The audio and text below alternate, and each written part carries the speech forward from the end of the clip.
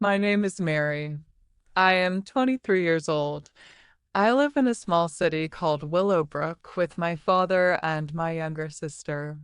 Life in Willowbrook is calm most of the time. The streets are not too crowded, the houses are close together, and neighbors greet each other kindly in the mornings. My father works at the library, and my sister goes to high school. I work at a small coffee shop in the center of the city. I like my job. I enjoy the smell of fresh coffee in the morning, the sound of milk steaming, and the little smiles from people when I give them their cup. I like meeting new people too. Every customer is different, and sometimes they share small stories about their lives while waiting for their drinks. I thought my life was simple and maybe a little boring, but safe. I never expected something strange or scary to happen to me. But one rainy morning in October, everything changed. That day, I woke up early because I had the opening shift at the cafe. The sky outside my window was gray, and the sound of raindrops hitting the glass made me feel like staying in bed. But duty is duty. I rubbed my eyes, stretched, and reached for my phone. That was when I saw a message waiting for me. It was from my best friend, Clara. The message said, Mary, please come to the train station today. I really need you. 11 a.m., platform 5. I blinked at the screen. Platform 5? The train station? Clara usually messaged me about small things, clothes, books, or gossip. But this message was short and serious. No heart emojis, no explanation, just a place and time. I tried calling her, but her phone was off. That made my stomach twist with worry. What could be happening? Why would she want me at the train station? I looked at the clock on the wall. It was already 9 a.m. That gave me only 2 hours to get ready and reach the station. I hurried to wash my face and get dressed. I put on my favorite jeans, a soft blue sweater, and my black boots. Because of the rain, I grabbed my yellow raincoat and a small black umbrella. When I went to the kitchen, my dad was making breakfast. The smell of toast and eggs filled the air. He looked up and said, You're up early. Want some breakfast? I shook my head. Dad, I have to go to the train station. Clara asked me to meet her there. He frowned. At the train station? Why? I don't know, I admitted, but she said she really needs me. My dad looked worried. He touched my shoulder gently. Be careful, Mary. Call me if you need anything. I nodded, kissed my sister on the cheek, and left.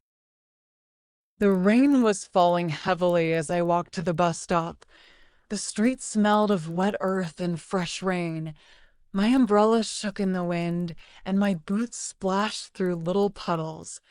The bus arrived, already crowded with people going to work. I squeezed in and stood near the door.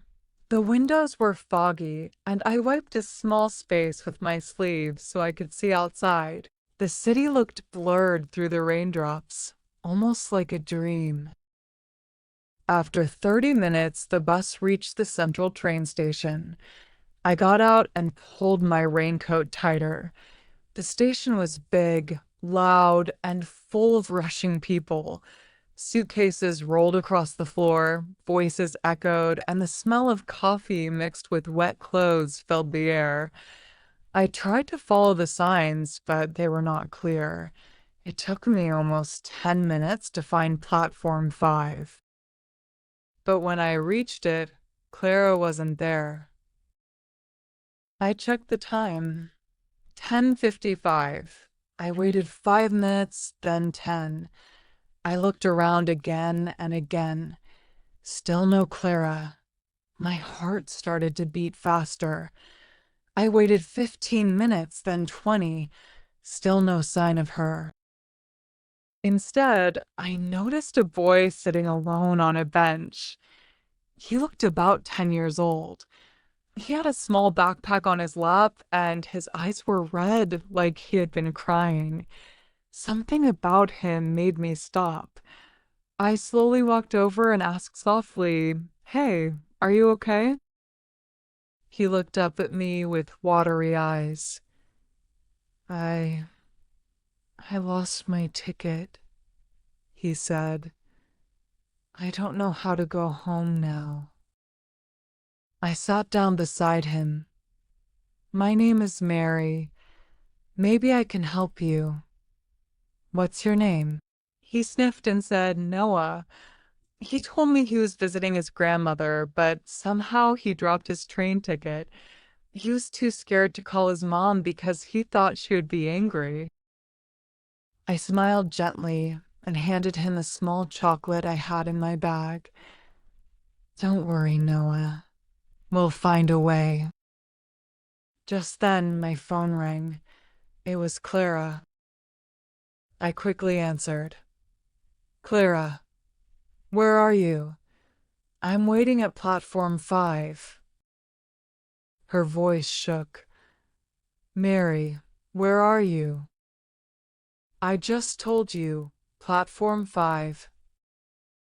"Oh no," she whispered. "I'm at platform 3. Please come quickly. I'm really scared." I looked at Noah. "Stay here for a moment. I'll be right back, okay?" He nodded slowly, still clutching his bag. I ran through the station, dodging people, my shoes slipping a little on the wet floor. My hair stuck to my cheeks from the rain. Finally, I reached platform 3, and there was Clara. She was sitting on the floor near a ticket machine, her face pale, her arms wrapped tightly around herself. "Clara?" I called. She looked up, then jumped to her feet and ran into my arms. She hugged me so tightly I could feel her shaking. "Mary, I didn't know who else to call.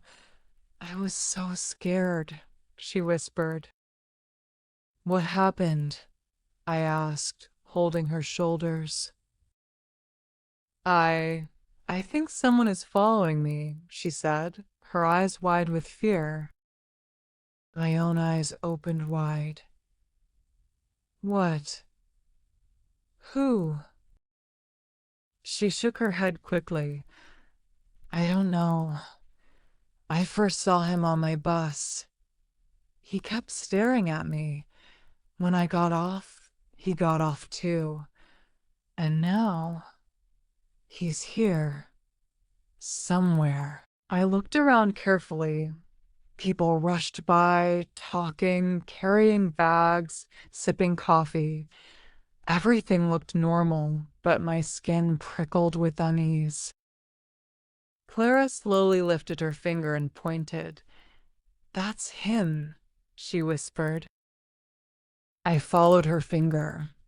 Near a small cafe stood a man in a dark green jacket and a black beanie hat. He was pretending to look at his phone, but every few seconds his eyes flicked toward us. My heart thumped hard. "Stay here," I told Clara. "I'll go talk to him." But as soon as I took a step forward, the man noticed. His eyes met mine for just a second, then he quickly turned and walked away, fast. Within moments, he disappeared into the crowd.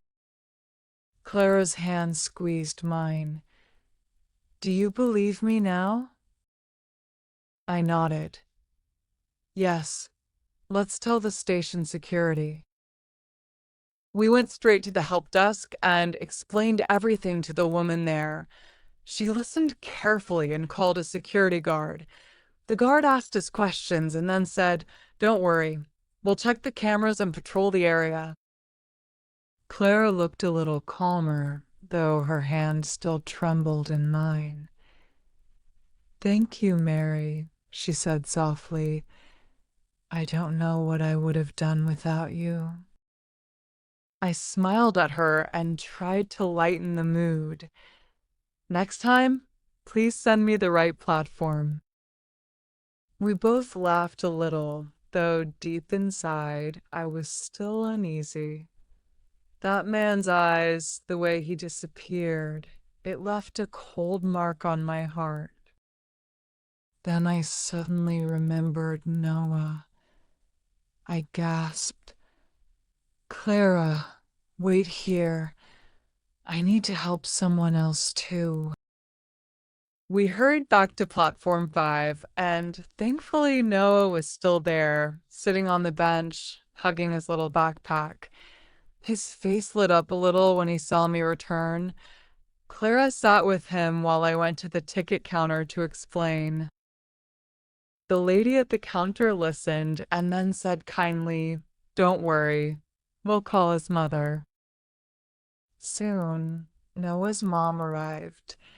She rushed forward, hugged him tightly, and her eyes filled with tears of relief. She kept thanking Clara and me again and again. "You don't know what this means to me. Thank you for taking care of my son." Warmth spread through my chest. Helping him made me feel stronger, braver, calmer.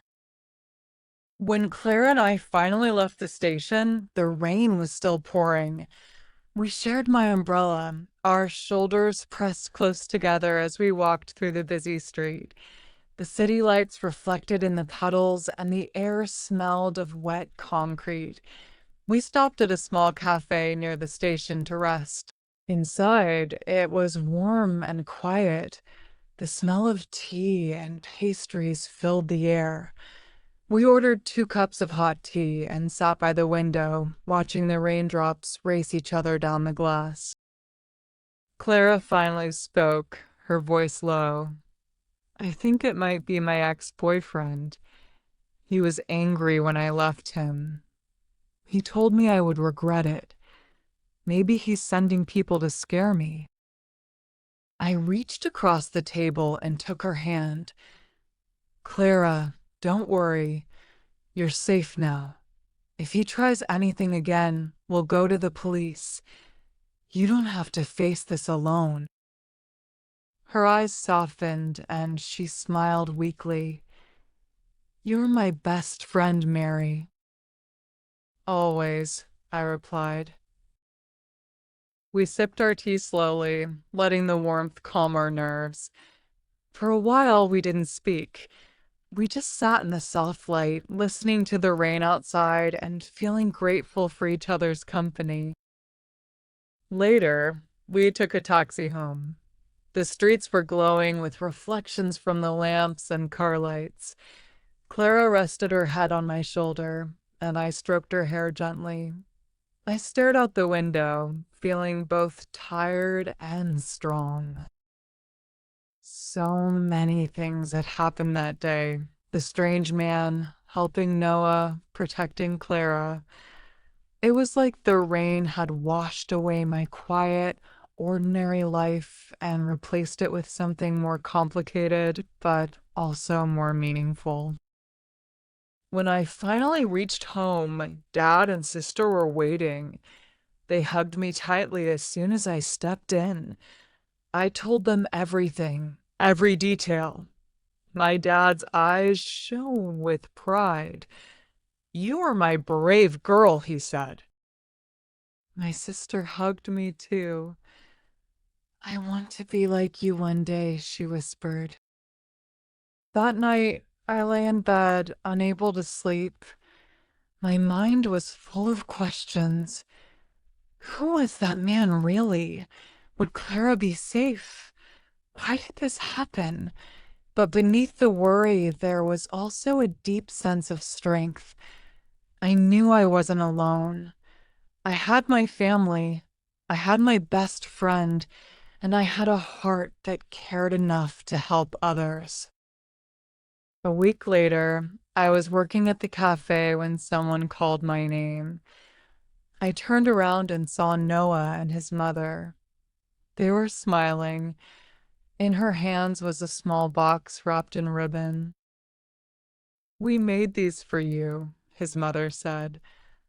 "Homemade cookies. Thank you again for helping my son." Noah waved shyly at me. I felt happiness swell in my chest. That simple moment reminded me that kindness matters, even in scary times. That day, I understood something important. Life can surprise us. Sometimes we face fear. Sometimes we feel lost. But if we stay kind, if we stay brave, and if we stand together, we can face anything. Make sure to subscribe to watch similar videos in the future.